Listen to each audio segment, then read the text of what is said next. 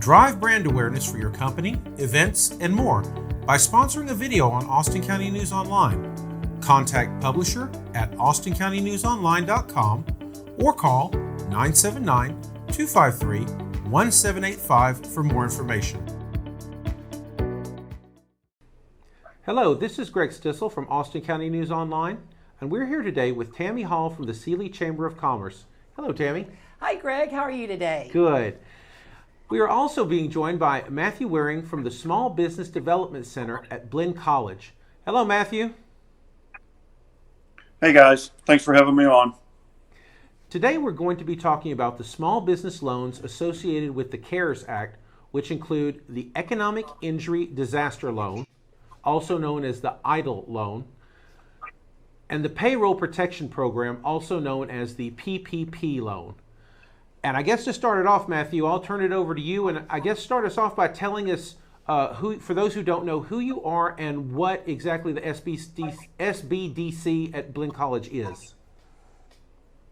Certainly, Greg. The SBDC obviously stands for the Small Business Development Center, and the Small Business Development Center at Blinn College has been around for over 30 years. We're a collaborative effort in our community that is funded in part by the federal government through the SBA, Small Business Administration, the state of Texas, and the governor's office, as well as primarily from our local host, and that being Blinn College. We are tasked with helping to create a positive economic impact within our business community. Our business community is officially Washington, Austin, and Colorado counties. So anyone in that area as a small business owner or a prospective small business owner, we are helping them with day-to-day activities, helping them outside of the situation that we're in currently. Our normal day-to-day activities would be helping them put together loan packages for startup or expanding a business, do a lot of assistance with businesses, whether they're buying a business or selling a business, a lot of marketing assistance, websites, designs of logos and slogans, printing, different things of that nature, profitability analysis, business plans, those types of things. Of course, a lot of that's been put on hold with the current situation, with the fact that we're having to deal with the COVID-19 coronavirus situation. So it's all hands on deck right now, and 100% of our time is pretty much being dedicated towards the current situation. What exactly are they classifying as a small business? Is that the number of employees or square footage or how much product you produce? What is the classification for small business, for those who don't know? The SBA defines a small business primarily by the number of employees that they have. And the general guideline is anything less than 500 employees is considered a small business. So most of us don't really think of a business that has 500 employees as a small business, but for practical purposes for the SBA and applications of federal assistance that some of the programs that are available right now, those types of businesses can certainly qualify. There's some different types of qualifications in different types of industries, but generally speaking, that's the one that most people use. Anything less than 500 employees will be considered a small business. Excellent. I guess the next thing is, I know the acronyms start to get on people's, confuse people. I know they confuse me. I had to look them all up. I guess start with the payroll protection. Do you want to start with the payroll protection program or the EIDL one to explain it to people? Greg, I'm actually going to start with the EIDL, okay, because that one's actually been out longer, and people have actually been applying for that one for about 3 weeks. What's commonly referred to as the EIDL Loan stands for Economic Injury Disaster Loan Program. It is a direct loan program from the SBA. there's a very significant difference between the two loan programs that people are primarily using right now, and they've already both been mentioned. It's the EIDL loan, the one I just mentioned, Economic Injury Disaster Loan, direct loan program from the SBA, versus the PPP, Paycheck Protection Program, which I'll talk a little bit more about after the EIDL loan. The EIDL loan it mirrors that of other disaster loans that the SBA has done and have done for many years. Whether you've been in a declared disaster area like Hurricane Harvey, or a particular tornado that's gone through an area, or a flood or a forest fire or whatever it may be in California, those areas will be declared disasters by the state's governor. It goes to the SBA, it goes to the president, they sign it, they declare a disaster for that area, and they get special treatment. Well, the same sort of thing has happened with the current situation. The only difference is, instead of a particular area being affected, it's the whole country. There's the same platform to distribute these loans, and as you can imagine, that platform has been extremely taxed with the amount of people that's been affected and the amount of people that are applying. There's been changes within that process to try to help alleviate some of the issues that they were having, but they're still having significant backlogs, and we're still working, very closely with business owners that are trying to go through that process. So, the thing that we're telling people now is, be patient. We're telling folks that we're working with everything that we know up to that point. So, we're just kind of, working the best with what we have. And things kind of change on a daily basis. And if you know that going in, it kind of helps the process. With this economic injury disaster loan program, most all small businesses can apply. A lot of nonprofits can apply as well. So there's a particular website. It's a very streamlined website that people go to, and they fill in basic information about their business. We will help them with that application if they have questions, but it is pretty streamlined. We find that most small businesses can do the application on their own. Part of the EIDL loan, which is getting a lot of press, and we do talk about, is there does seem to be a grant component to the loan. There is a statement at the end of the application which indicates if you want an advance of up to $10,000, please check here, and then it asks for a business banking account information. So we recommend that you do that, because that portion that you may receive as an advance is not to be repaid. So therefore it's not part of the loan. Whether you're approved for the loan or declined for the loan, that portion is given to you as a grant. Now, I say that, and also with the understanding that everyone out there, no one's actually received those funds yet. So that's part of the delay and part of the miscommunication that we've had from the beginning. At one point we had been told that would be 3 business days. Well, now we're saying we really just don't know. We've heard rumors out there it could be 2 to 4 weeks of processing, and then 3 business days, and you would get that portion of it. We really have no idea at this point, but that shouldn't sway anybody from applying for the particular EIDL loan, and because again, we're encouraging folks to do that. We have no idea how long that application will be available. If there's particular funds, how long if it's first come first serve. Will the program be refunded if they run out? We don't know any of those questions, but we really want people to get in as soon as possible. Okay, so is that all of these questions that are left unanswered? Is that due to the legislation in the CARE Act, or is it because just the COVID-19 has the system inundated?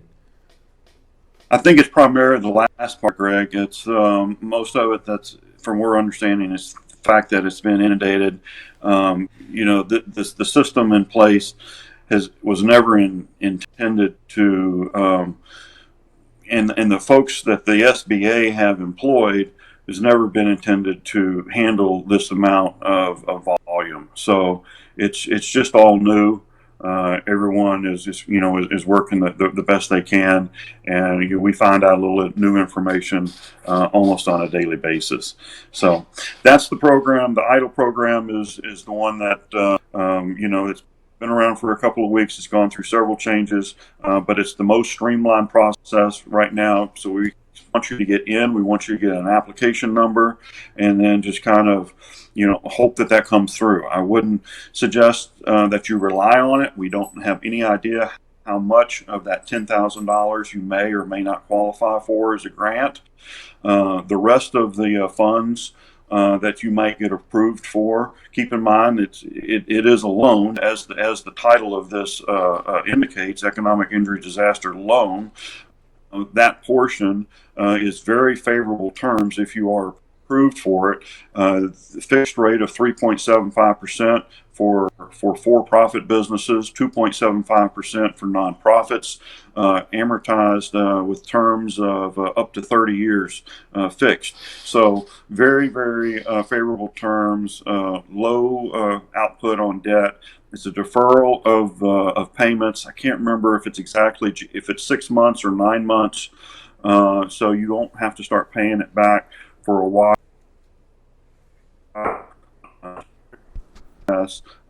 They will tell you that you're approved or declined. Even if you're declined, you still get the advance that you do not have to pay back. That's another reason why we want everyone to apply for that. But if you get approved, you don't have to take the money. You can decline it, or you can arrange to take it, and there are also other options where you can defer it for a certain number of days. And again, I don't know if that's either 30 or 60 days, but you can delay it to a certain degree. Okay. I know you gave us 3 websites to go over. Do you want to go over those 3 websites first, or do you want to touch on the PPP loan? Well, let me go into the payroll protection program real quick. The biggest difference between the payroll protection program and the EIDL loan is the payroll protection program is a direct lending program through participating SBA lenders. So unlike the EIDL loan, where the EIDL loan is directly from the SBA and one central website, the Paycheck protection program is going to be through existing lenders, and you want to contact your existing lender to see if they're participating in that program. So it's going to be hundreds of lenders across the country, and they're going to have their own process to a certain degree. They're all going to be a little bit different. They all feel differently about exactly what type of a documentation they need. So they want to make sure that they have everything covered so that they're eligible to get 100% backing from the government so that they don't have any losses. So their interpretation of the law might be a little different than other banks. So everything's a little different. So we really encourage you to discuss what exactly is going to be required for the Paycheck Protection Program from your bank. But basically what it entails is it is a part of the care package that encourages business owners to keep people employed through this turbulent time. There are 2 months of keeping employees on or bringing them back from the levels they were before the disaster came on is really the purpose of this. So what they're doing is they're allowing a computation of your payroll, your average payroll before this disaster came along, and they want you to take that number. There's some exceptions that you can't include, like federal payroll taxes, but you can include your benefits and things of that nature. So you take that number, that average payroll number for the month, and you times it by 2.5, and then that portion would be a loan. Again, that's a loan, and the terms of that loan is 2 years, very low interest rate of, I think it's 1%. But the main thing about it is if you use those funds for the primary purpose of payroll, which is 75% of it has to be used for payroll, the other 25% can be used for rent, utilities, or mortgage interest.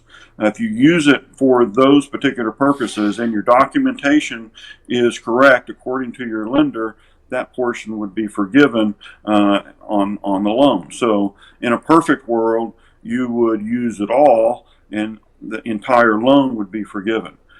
So that's the idea of it. And again, the key portion of that is correct documentation, doing exactly what your lender requires, and providing them with the complete application and the documentation that's needed for that. Okay. Excellent. Go So ahead, a real Tammy. quick question, it is not on our list, but with you saying the 75% and the 25%, the 75% towards payroll, what if a business uses 70% towards the payroll and something happens to an employee and is unable to fulfill their job duty, or they want to quit? What happens then? Is any portion of that loan, Probably what happens in that situation, Tammy, is there's going to be a portion of that will not be forgiven, and that would fall into the status of being part of the loan, and then that would obviously have to be repaid. So those types of things are going to happen. Like I said, in a perfect world, 100% of the loan would be forgiven, but that's not going to happen a whole lot of times. You're just not going to be able to qualify for that just 100% of the time for our small businesses. So anything that doesn't fit into that parameter would be carried over as a loan. So a portion of it could be forgiven and the other part be a loan. Well, that is good information for the businesses to know. Yes, that is definitely our understanding of it. Okay. So those businesses that are self-owned, they file their taxes with as their individual taxes for the business. It's all inclusive. How would they go about filing for the PPP?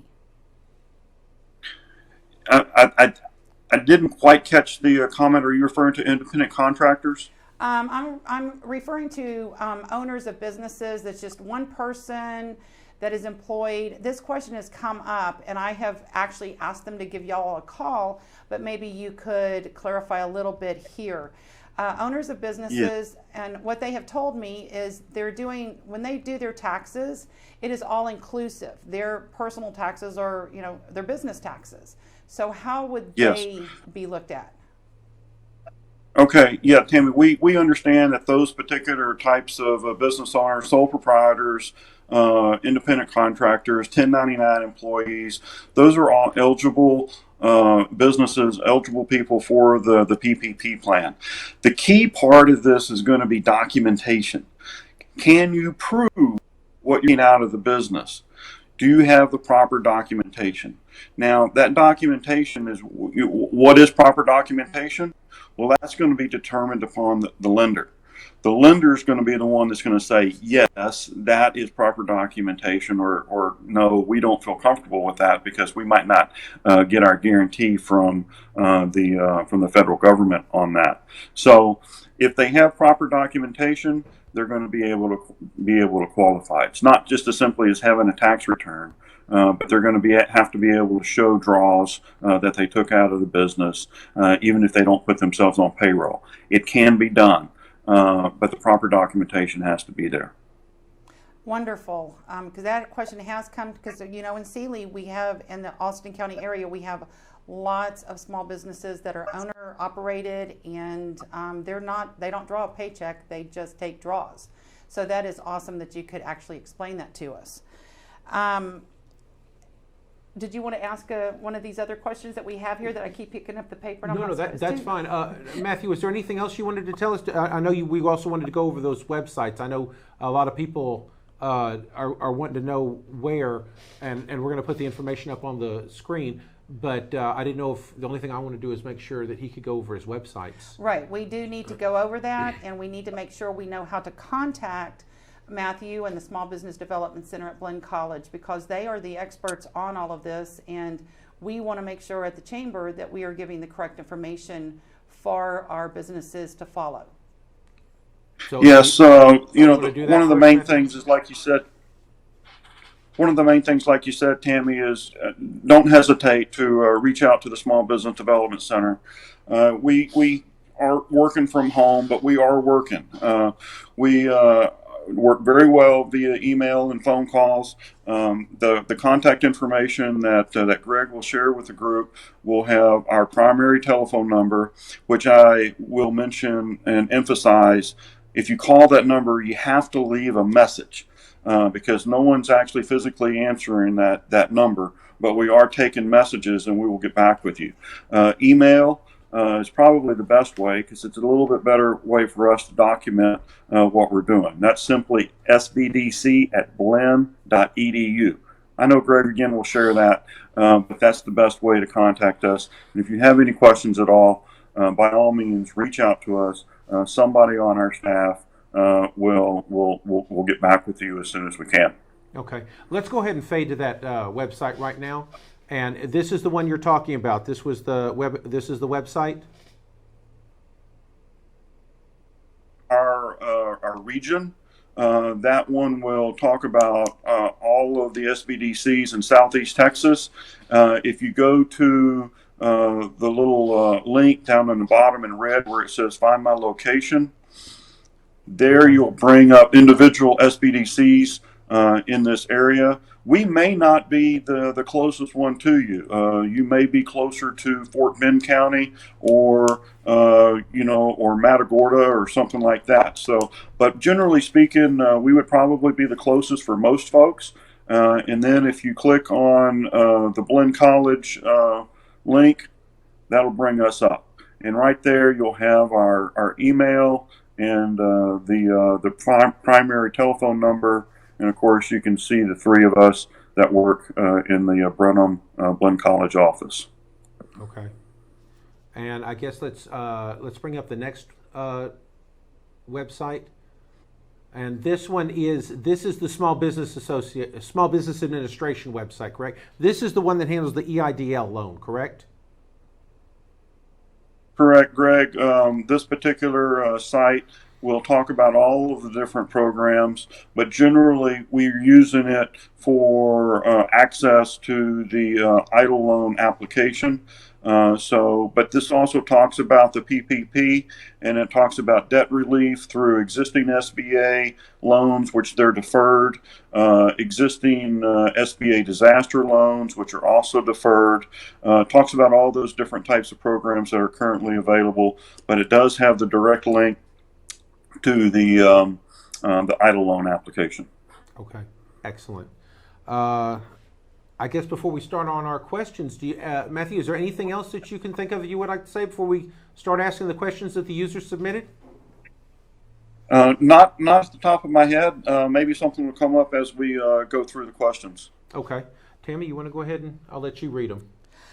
Well, actually, he answered quite a few questions that I had that has been coming in by phone that I didn't have time to get to you, but so one of them is, well, you already answered it. Why are they? Whoops! I keep picking my paper up. That's okay. If I answered it already, go ahead and ask it again, because it probably means it's pretty important. How long does it take to process the EIDL application? The EIDL application, again, it's a moving target. We've been told at the very beginning that we were going to get the advanced portion within 3 business days. Well, that's come and gone. That is not happening. And right now we're telling people maybe 2 to 4 weeks. We really don't know. Don't spend that money before it's in your checking account. But that, again, that should not prohibit you in any way of applying for it. We apologize for having kind of misinformation, but that information from us came directly from the SBA at the time.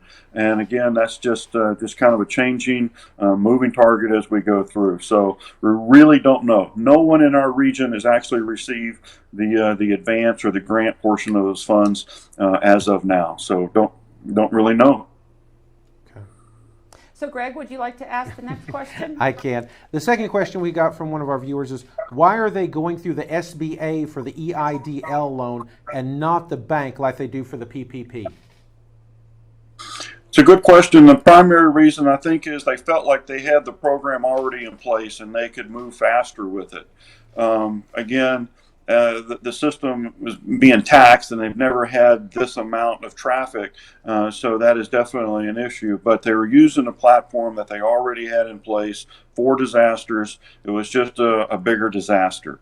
So that's kind of where we are. And then for the PPP, they're using existing SBA participating banks, so banks that have particularly a little bit of knowledge about SBA lending.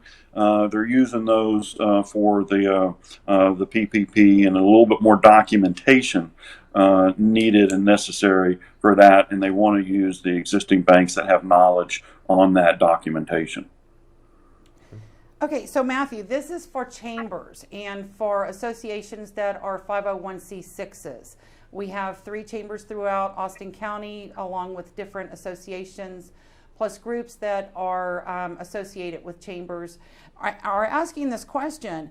When you're filing for the payroll protection program, there is no checkbox for a 501c6. Now, like us, we are a corporation.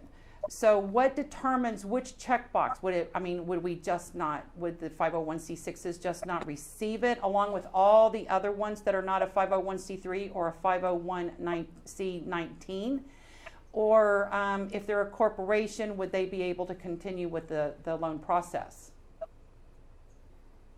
From my understanding, chambers of commerce are eligible entities for the Eid El Loan, and they would complete that accordingly. If the appropriate box is not there as a 5036, corporation is a legitimate answer to that. So I would continue on with the application of through the corporation checkbox, and it'll be fairly clear that it is, a chamber of commerce. And these, I would like to emphasize that we've been told that these applications are looked at by individuals, human beings, if you will, not just an automated process of going through a computer algorithm and it spits out something. So these are people, real people. They will see and understand what you're entering. And if you do something that's not quite right, it's probably understandable of why you did something like that. So don't worry about it having to be, I marked the wrong box. It's probably going to be understood, and it's it's a fair mistake that anybody could make. Okay. Well, thank you for that. Greg, you want to go with the next one? All right. The next one says, if a person owns a business and does not receive a paycheck, how do they file the PPP? Yeah, I think we touched on that earlier, that first they are eligible from our understanding. So sole proprietors and independent contractors. And the key thing again there is just going to be the documentation. Do they have the proper reporting? Did they keep good records? Can they prove exactly what they're saying? If they can and the bank is comfortable with that, well then they'll move forward. The bank has to be comfortable with their documentation. If they're not going to get approved for the PPP program. One of the things that we talk about in our initial session with any new business, if they're consulting with the Small Business Development Center, is to keep good records.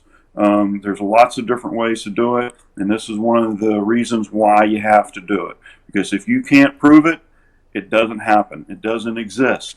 as far as these particular programs are concerned. It doesn't matter if you're available to it. If you can't prove it, you're not going to get the loan. So on the EIDL loan, where you touched on this, but this was a question, you can receive up to $10,000 in advance if you check the correct box, which is at the bottom, and then you give your banking information. How do they determine the amount that you will receive the up to $10,000? It's a good question, Tammy, and we're still trying to get to a really good answer to that. We've been in touch with the Houston District SBA, and they seem to feel like, again, they don't know for sure, and they're part of the SBA, but they seem to feel like the amount that a business will receive is dependent upon its size. So the bigger you are, the more money that you may get in that advance or grant, if you will. So they're thinking that's probably going to be based on the number of employees that the business would have. So if you're an independent contractor, if you're a sole proprietor and with one employee, you're going to get a nominal amount of that $10,000. Do not bank on getting $10,000 if you're a small business. It could be as low as $500, $750, $1,000. We don't know, but it's not going to be the $10,000. We had kind of been led to believe that was going to be the case when this program kind of first started, but we have since, again, gotten knowledge that that's not going to be the case. It's going to be a much lower amount for smaller businesses. Well, I do want to thank you for keeping us up to date, because at first we were under that impression on every business that applies for the loan and checks that box would receive that $10,000. But with you guys keeping us updated, we do understand that it is only a portion up to $10,000. And so I want to thank you for making sure that we are kept apprised of what is going on and determinations that are being made at this time. It helps us get the word out to our businesses, and so y'all aren't bombarded with those types of questions. Matthew, the next question we got was, if a new employee was hired in 2020 and your 2019 taxes don't reflect that additional employee, how do you get credit for them? The best answer, again, is through proper documentation. If you have the records that prove the situation that the question mentions, and your bank is comfortable with that, well, assuming you're doing the PPP plan, so that's really what it boils down to. Is as long as they can prove it and the bank is comfortable with it, you're going to be fine. It'll be on whatever the actual numbers are because you got proof. Okay. So a question came through a couple of days ago, or probably last Thursday, from a church. Are churches eligible for either or both of the loans? The short answer is yes, they are. We don't work with nonprofits mainly because of our contract with the federal government that we are to work with for-profit businesses only. With that said, we have gotten guidance from the SBA indicating that faith-based organizations are eligible for both programs. So they have sent us an FAQ sheet for faith-based organizations. And Tammy, I can send you that if you want to put that on your website or share that on this link. For those organizations. I'll just have to find it in my email and I'll send it to you after the call. That would be wonderful if you could do that. And we covered number 6 there. Mm-hmm. So I guess I want to mention one other thing. Go ahead. One other thing that I think is kind of obvious, but may not be, and I just kind of alluded to it in the evaluation, is I want to make sure that people understand that they can apply for both programs. You can do the Eid El Loan and the PPP. The only stipulation is that you can't use the funds for the same purpose. So you can't get a loan for your payroll and then use the payroll protection and get a loan for that as well. So it's what they refer to as kind of double dipping.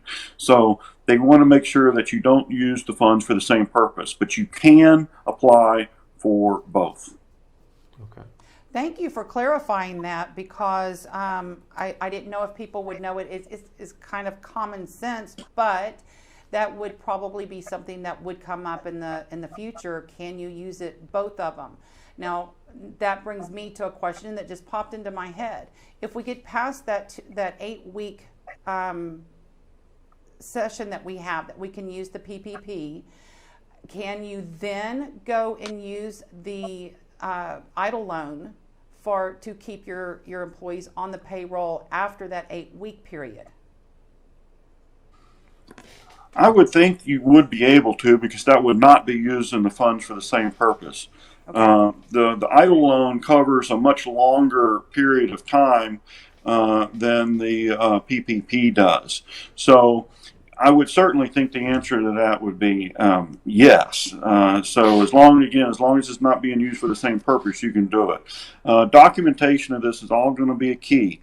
If you get the PPP, from my understanding, a lot of banks will require that you open up a separate account for those funds, and then it will be a lot easier for you to, as a business owner, to keep track of those funds that you're using to make them directly associated for either the payroll, the utility bills, or mortgage interest or rent.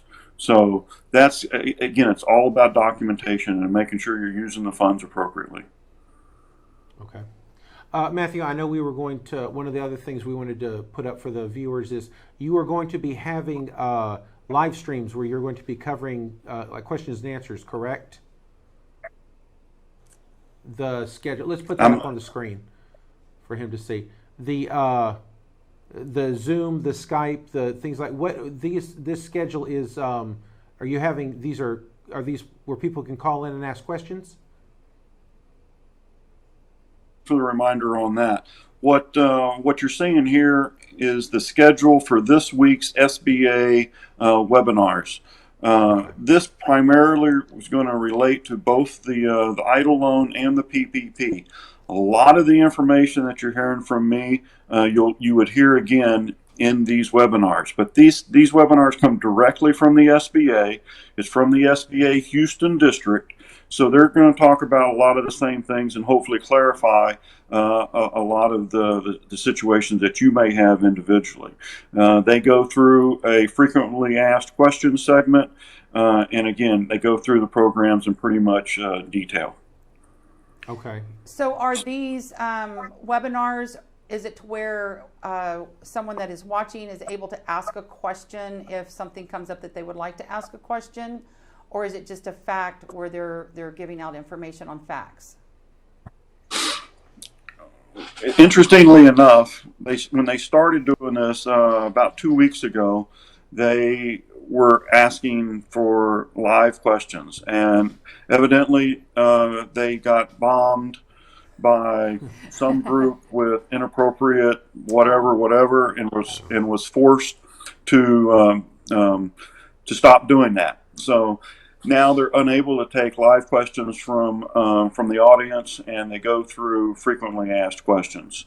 There is a SBA telephone number and email for folks. I can tell you I haven't had a whole lot of success with people getting through with it, but there is a email and telephone number on that one website, the SBA website that Greg has the link to.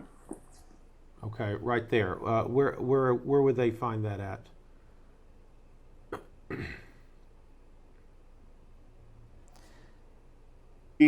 Is that under on this website right here? Yeah, it's in there. Maybe not necessarily on that page, but it is in that website. Okay, good enough. And let me ask you, Matthew, I guess that schedule we just put up was for this week, and are they going to continue through the weeks giving webinars for people to attend? Yes, Greg, they will continue doing those webinars. webinars as long as we're in this situation, as long as the Eid El Loan is taking applications, as long as the PPP plan is active. The PPP, for example, is supposed to be available to take applications through June. All of those things, as long as those things are active, the SBA will continue to do those live webinars. Right now, it's 3 times a day, a couple of times in Spanish. And they are live. They're live webinars. They're not recorded. They're not the most interesting thing, but again, it kind of duplicates a lot of what we're saying, but it gives you a really good feel of what's available and makes you kind of get a good feeling that you're doing the right thing, hearing it from a different source. Okay, good enough. So that schedule can we put that schedule back up again? That schedule there that's coming up, are the times stay the same no matter the week, or do they change? Good question. Have changed it from week to week. So what you have there is good for this week. Okay. I cannot answer on whether or not they're doing the webinars on Friday, with it being Good Friday, or not. I know our office is officially closed, but certainly it is good through Thursday without a doubt. And then as soon as we get the next week's schedule, Tammy, I can send that to you. That would be wonderful if you could do that, because like I said, we are actually posting this on our homepage of sealychamber.com so that we can help people stay apprised of what's going on. And so we are taking information that you're sending us and trying to make sure that we're keeping Jerry very busy, our IT guy, because he's having to change things almost on a daily basis. But we appreciate everything that you're sending to us and helping us keep our businesses apprised of what's going on. Matthew, let me ask Sure. you: is that schedule that's being updated is it on the website? Is there a certain section they can go to on the website to see? It's actually on the Houston District SBA website. It's not on any of the websites that I shared with you. Actually, I take that back. It is on the SBDC Texas Gulf Coast Region website. Okay. Where exactly, I'm not sure. Okay. One of the better websites that we're directing people to, and I know this isn't just around the corner, but the Brenham Economic Development website has that calendar and a lot of other resources as well. So we are directing folks to the Brenham Economic Development website for all things related coronavirus, as far as the resources that are available to them. As soon as I get the new schedule every week, I share it with them. They put it on that site, and again, I'll share it with you as well, Tammy. Thank you. And just so you know, I have actually visited their website. I have listened to some of their videos that they have done with the director of the Washington County Economic Development Corporation. They're doing a great job. And I have gotten a little bit of information from them also. So thank you for bringing that up. Yeah, very good. We like having kind of a one-stop shop there for things local, from who's doing takeout to federal programs of this nature. She's also done a good job of applying some regional resources as far as the grants may be concerned, or GoFundMe campaigns, Facebook financial options, so forth and so on. So there's a lot of different things there, and it is a good resource. That's just simply www.brenhamed.com, and then you go to there, and then you go to the coronavirus update resources page. Okay. Well, I think that covers everything, doesn't it? I do believe so. He answered a lot of questions that I have heard coming into the office. And Matthew, you are always a fountain of information. And once we get through all of this, and I know we will, and we'll do it with all of us helping each other, I would love for you to come back and talk with us about the programs that you do offer for the businesses, and maybe some ideas in which they can come back from this.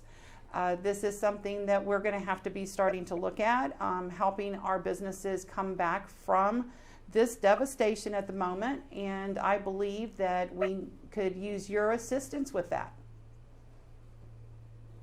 Absolutely, Tammy. We're gonna be here through thick and thin, and we'll do whatever we can to help the businesses. Kind of leads me to the last point I'd like to make is, what else can I be doing as a business to